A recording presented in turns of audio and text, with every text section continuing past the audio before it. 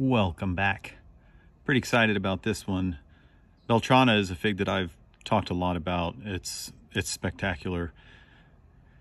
Now, early in the season, I ripen a bunch of them that look more like this. They have a big void in the center, and the outsides are dark purple, and they're a sweet fig, pretty complex flavor. They have this acidic, kind of bitter taste, but not in a really bad way. Now, those figs are uncaprified.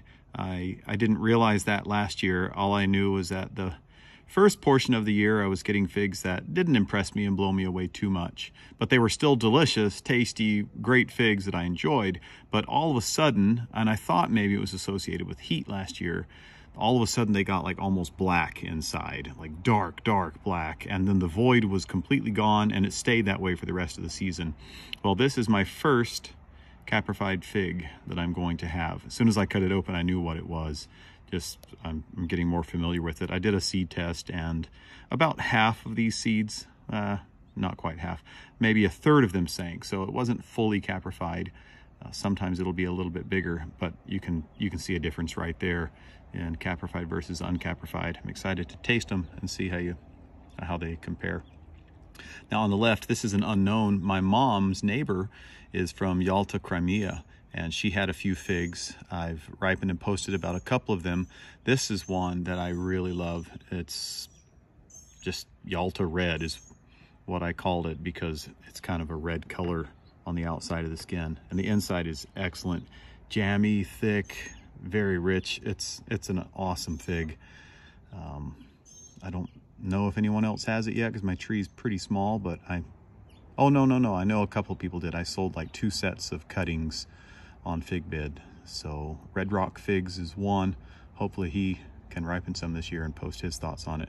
All right, so I'm going to try the uncaprified version again.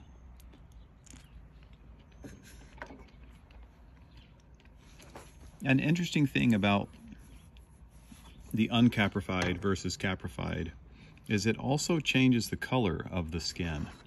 It turns a little bit darker green sometimes than the lighter lime green, and it also, the skin gets a little bit more firm. That isn't typical of most caprified figs, but it does happen with this one for some reason. Okay, so that tastes pretty good. It's a good fig. I mean, if I didn't know what the caprified version tasted like, I'd definitely be happy with that. But let's go ahead and have the caprified one. That version is more just sweet and figgy. And the caprified version immediately just hits you with so much more flavor. Not all figs are changed so dramatically by caprification, but this is one of them, similar to Feather River, that is a completely different animal. There's so much more flavor. The texture is more dense. It's more thick. It coats your mouth. And there's just a lot more flavor to that one. It's still not an intense berry flavor. I seem to recall some of the later ones last year were a lot stronger flavor. And I still have bunches and bunches on the tree. So I'm sure as we're having a little bit hotter days, and now it looks like some of them are starting to get caprified, I'll have a few more of those. So Yalta Red, awesome fig. I love the texture of this one.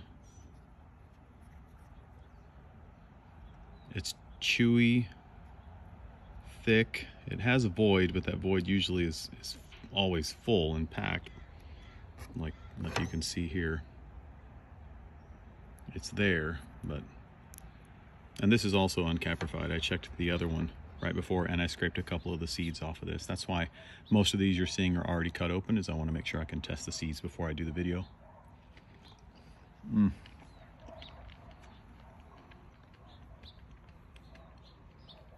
That's a great fig. I like it a lot.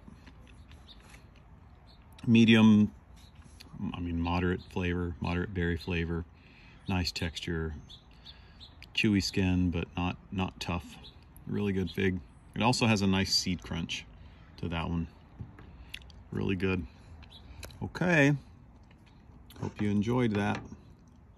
Learn about one new fig and another one, Beltrana, that not a lot of people know about. All right, till next time.